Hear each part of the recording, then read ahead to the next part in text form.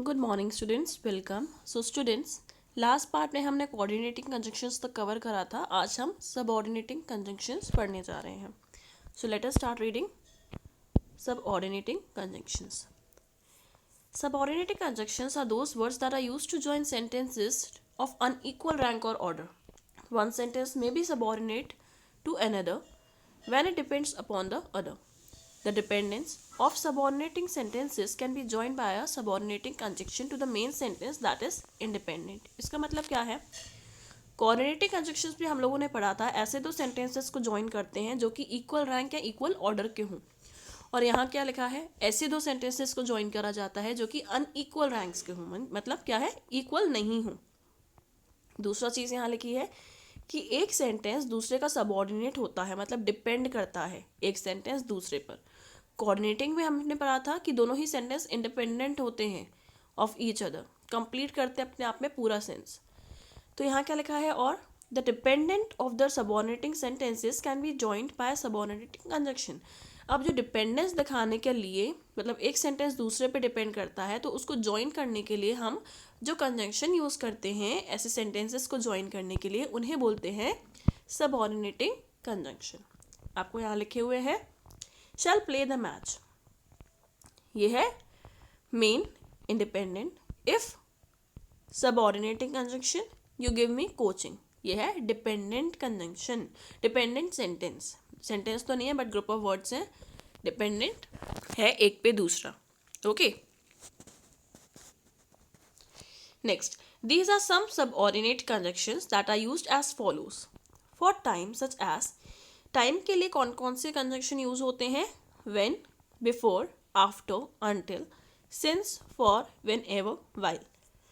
Example है my mother, my brother has not called dash he went to Delhi. My brother has not called since he went to Delhi. जब से वो दिल्ली गया है, time के लिए यूज हो रहा है.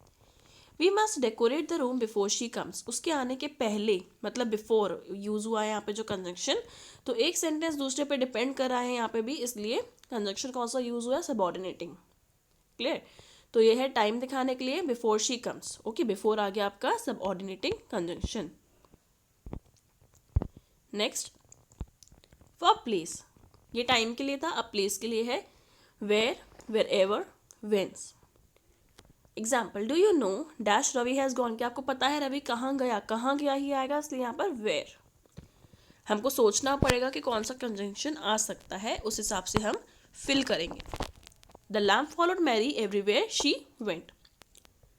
Where ever she went, I mean wherever भी किसके लिए यूज है? प्लेस के लिए.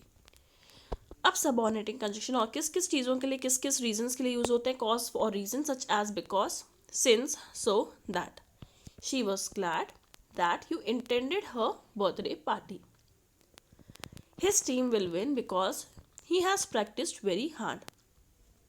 Purpose के लिए, किसी कारण के लिए. That in order, that list. The old man walked with a stick dash she should stumble. They undertook training so that they could succeed, ताकि वो succeed हो पाए, उनको success मिल पाए. For result or consequence, किसी चीज़ का परिणाम, result या कॉन्सिक्वेंस के लिए, मतलब क्या उनको सहना या भुगतना पड़ सकता है, consequence.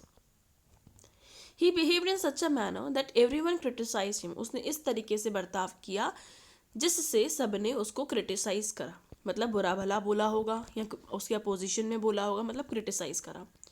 The lady was so tired that she immediately slept. वो इतनी ज़्यादा थक गई थी कि वो सो गई. तो सो दैट यहाँ पर क्या यूज़ हुआ है? रिजल्ट और कॉन्सिक्वेंस के लिए जो यूज़ होते हैं वो भी सबऑर्डिनेटिंग होते हैं. इन सब सेंटेंसेस में आप देख सकते हो कि एक जो ग्रुप ऑफ वर्ड है वो दूसरे पे डिपेंडेंट है, इसलिए यहाँ पे जो कंजंक्शन यूज़ हुए हैं वो है सबऑर्डिनेटिंग कंजंक्शन. आप सोचोगे यहाँ पर कि बिकॉज यूज़ था. बिकॉज तो हमने कोऑर्डिनेटिंग कंजंक्शन में भी देखा था, लेकिन डिफरेंस आपने देखा होगा, कोऑर्डिनेटिंग कंजंक्शन में जो सेंटेंसेस हम साथ में जोड़ रहे थे वो इंडिपेंडेंट थी एक दूसरे से. और लेकिन जो सबऑर्डिनेटिंग कंजंक्शन यहाँ पर, इसको बिकॉज को क्यों बोला जा रहा है? बिकॉज ऐसे ग्रुप ऑफ वर्ड्स को ज्वाइन करा जा रहा है जो एक दूसरे पे डिपेंडेंट नहीं है, एक दूसरे पे डिपेंडेंट है, इसलिए यहाँ पे सबऑर्डिनेटिंग बोला जा रहा है. कोऑर्डिनेटिंग में एक दूसरे पे डिपेंडेंट नहीं होते. क्लियर? भले ही वर्ड सेम है बिकॉज दोनों जगह, लेकिन यूज डिफरेंटली है. for conditions such as if, unless, whether, etc. Example, you can't achieve unless you work with total dedication. You can move mountains if you have a strong willpower. ठीक है, condition आपको दे दी, situation दे दी, तो यहाँ पर किस तरीके से अनलेस यूज़ करा गया है, इफ़ यूज़ करा गया है, ये सारे कंजंक्शन है. आप नॉर्मली भी कंजंक्शन याद कर सकते हो. कैटेगरीज आपको बताया गया है आपके अंडरस्टैंडिंग के लिए कि इन्हें कोऑर्डिनेटिंग क्यों बोला जाता है और इन्हें सबऑर्डिनेटिंग क्यों बोला जाता है. इसलिए आपको नॉर्मली रीड करना है, दिमाग में रखना है, हर एक चीज़ रटनी नहीं है. Grammar is not meant to कि हर एक चीज़ आपको रटनी पड़े. इट इज़ जस्ट लाइक कि आपको समझनी है सारी चीज़ें, उस हिसाब से ही आप फिल कर पाओगे. क्लियर? तो आपने देख लिया किस किस चीज़ों में यूज़ होते हैं सबऑर्डिनेटिंग कंजंक्शन. टाइम के लिए बताया गया है, प्लेस के लिए बता दिया, कॉज और रीज़न के लिए, पर्पस के लिए, रिजल्ट और कॉन्सिक्वेंस के लिए, और कंडीशन मतलब सिचुएशन के लिए कि अगर आप ऐसा नहीं करोगे, if you will not study hard you will get fail in exam. तो इफ़ हो गया कंजंक्शन. क्लियर? कंपैरिजन के लिए भी यूज़ होते हैं. ये नेक्स्ट वाला हमारा कंपैरिजन के लिए है. कंपैरिजन के लिए कौन कौन से कंजंक्शन यूज़ होते हैं? सच एज कौन से? As, then. देखिए, there is no other mountain as big as Mount Everest. His father is taller than him. उसके पापा उससे लंबे हैं. कंपैरिजन हो रहा है ना दोनों में. एक्सटेंट और मैनर के लिए कौन से यूज होते हैं? As it, as if. They act as if they are champions. हो उस तरीके से एक्ट करें जैसे कि वो चैम्पियंस हो. She always did as she pleased. वो हमेशा कैसे करता है? Did she as she please. Okay, तो यहाँ पे मैनर के लिए मतलब किस तरीके से कोई चीज़ हो रही है उसके लिए यूज़ हो रहा है. क्लियर? अब नेक्स्ट पढ़ते हैं. Write the correct subordinating conjunction from the brackets. First, the weather forecast in the news was dash it might rain tonight. दोनों में से कौन सा सुटेबल है? बिकॉज तो आएगा नहीं क्योंकि वैसा कुछ वो है नहीं इसमें. That it might rain tonight. Second, dash you do something for others they will not do anything for you. जब तक आप दूसरों के लिए कुछ नहीं करोगे तब तक दूसरा आपके लिए कुछ नहीं करेगा. Unless. My uncle was not sure dash he will reach in time. If कि अगर वो टाइम पर पहुंच पाएगा कि नहीं. All the passengers ran dash the platform. Platform की तरफ मतलब towards. Fifth, it has been almost 2 months dash she met me. Since she met me, जब से वो मुझे मिली. Sixth, he worked very hard dash he could get the job so that he dominates me dash he were my boss. As if, जैसे कि वो मेरी boss हो. और भी सेंटेंसेस है और भी मीन्स फिर इन द ब्लैंक्स है नीचे. 8th, 9th और 10th और बच्चे. Strike the iron dash it is hot. Iron को तब आप करो जब वो गर्म हो. 9th, my mother said take an umbrella dash you should get wet lest. नहीं तो आप गीले हो जाओगे. She played guitar dash her friends danced while. जब उसके फ्रेंड्स डांस कर रहे थे. क्लियर? तो यहाँ पर सबऑर्डिनेटिंग कंजंक्शन की एक्सरसाइज कंप्लीट हो जाती है. आफ्टर दैट वर्किंग जोन है आपका. वर्किंग जोन की एक्सरसाइज स्टार्ट है. इधर 2 सेंटेंसेस को आपको आपस में ज्वाइन करना है. Join these sentences with suitable conjunction when has been done for you. आपके लिए एक करा गया है, देख लीजिए. द बेल रैंग एक सेंटेंस है, दूसरा है she was reading the book. Clear? तो इधर कौन सा किस तरीके से हम सेंटेंस को मोल्ड करके ज्वाइन कर सकते हैं. तो क्या आ गया? She was reading a book. ज़रूरी नहीं है कि पहला सेंटेंस हम पहले ही रखें. ओके, नीड के हिसाब से हम इसको चेंज कर सकते हैं place. She was reading a book when the bell rang. जब बेल बजी. तो इस तरीके से हमने ज्वाइन कर दिया व्हेन का यूज़ करके, व्हेन कंजंक्शन का यूज़ करके. ठीक है. Next, it has been very hot I came here. जब मैं यहाँ आया. It has been very hot since I came here. जब से मैं यहाँ पे आया हूँ तब से ही यहाँ पर गर्मी है. Third, Avinash came to my house Akshay came with him. दोनों ही आए तो क्या हो गया? Avinash and Akshay came to my house. Fourth, Ankur told me that he had seen the planetarium. Ankush denied it. Ankur ने बोला मैंने प्लेनेटेरियम देखा है, लेकिन अंकुश ने मना करा. तो लेकिन के लिए क्या आएगा? बट. तो सेम आएगा. Ankur told me that he had seen the planetarium. इधर भी सेम चीज़ लिखी हुई है. बट से हमने ज्वाइन कर दिया. फुल स्टॉप हटाकर बट लगा दिया और पूरा sentence same. Next, Thomas works hard, his brother is lazy, opposite है दोनों तो बट से ज्वाइन होगा. Thomas works hard but his brother is lazy. Sixth, his father had left, they reached home. His father had left when he reached, when they reached home कर लीजिएगा यहाँ पर, ठीक है, व्हेन दे रीच्ड होम इसकी जगह.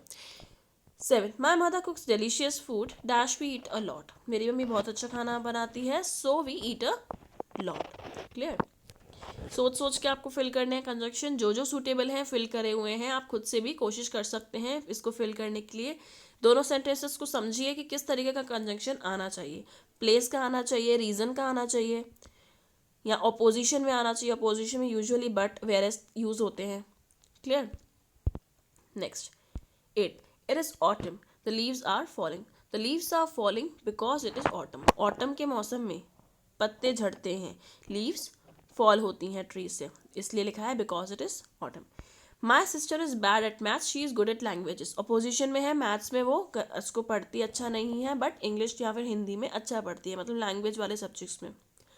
तो उसमें अपोजिशन के लिए बट लगा दिया. My sister is bad at maths but she is good at languages. 10th, he is dishonest, nobody likes him. Nobody likes him because he is dishonest. Clear. वो किसी को भी नहीं अच्छा लगता क्योंकि वो झूठ बोलता है. Dishonest, ईमानदार नहीं है. Understood? Next, fill in the blanks. Coordinating conjunction से fill in the blanks करने हैं. Coordinating conjunction का यूज करके हमें fill up करना है. First, it's raining. Dash please wear your raincoat. इसलिए आप raincoat पहन लो. It's raining, so please wear your raincoat. My car broke down. Dash there was no phone booth nearby. My car broke down और कोई भी phone booth नहीं था तो and. Third, Virat came first in his class. इसलिए उसके parents ने उसको एक बाइक दिलाई, न्यू बाइक दिलाई. तो therefore he had high fever. Dash he went to school in the morning. Fever हो गया तभी भी वो स्कूल गया. तो still. Are you busy? Dash do you have some free time, या फिर तुम्हारे पास कुछ फ्री समय है. और she has been dieting, dash she is not losing any weight, तभी भी उसका वजन कम नहीं हो रहा yet. 7, nobody has home was home when I rang, dash I left a message for you, so I left a message for you. 8, you have been working hard all day, इसलिए now you are tired, means therefore now you are tired. 9th, I can not stop dash I can get some milk on my way home. मैं रुक नहीं सकता because I can get some milk. 10th, will you eat that last cake, dash will you leave it for me, या फिर मेरे लिए बचाओगे. और 9th वाले में आप बिकॉज की जगह कुछ और भी लिख सकते हो. I can not stop because I can get some milk, या फिर I can not stop as I can not get. Clear. Change कर सकते हैं 9th वाले में. Next exercise we have is tick the correct. पहले तो सी एक्सरसाइज लिखी हुई है, ये हमको करनी नहीं है, बुक्स में नहीं करनी है, तो एक्सरसाइज आप कट कर लीजिएगा अपनी अपनी बुक्स में. Now D is tick the right option with a suitable conjunction. Option दिए हुए हैं 4 कंजंक्शन के, जो सूटेबल हो इस सेंटेंस में हमें वो टिक करना है. First one, this boy dash his friends attend taekwondo classes. This boy as well as his friends. वो बॉय तो कर रही है, साथ ही साथ उसके फ्रेंड्स भी कर रहे हैं, तो answer is C. Second, they work day and night dash they may get bonus money so that ताकि. Third, dash he is intelligent he is not proud about it. although हालांकि, although means हालांकि वो intelligent है पर उसे घमंड नहीं है इस चीज़ का. Fourth, the team was cheer dash they went. Team की सराहना करी गई सब जगह जहाँ जहाँ वो गए, wherever they went. Fifth, dash the director dash his team of technicians have came. neither director भी नहीं आया और उसकी टीम के जो टेक्नीशियंस थे वो भी नहीं आए, तो नेगेटिव सेंस में जा रहा है, दोनों के लिए ही यूज़ करना था. Neither nor. एक्सप्लेनेशन के टाइम पे मैंने आपको समझा दिया था. Neither the director nor his team of technicians have come. Clear. तो यहाँ हमने चैप्टर कंप्लीट कर लिया कंजंक्शंस. खुद से आपको रीड करना है, ट्राई करना है. ज़रूरी नहीं है कि हमेशा आपको सेम सेंटेंसेस आए. Sentences can be given differently, तो आपको समझना है, उसके हिसाब से आपको यूज़ करना सीखना है. Clear? Till then, keep practicing grammar. That's it for today. Thank you.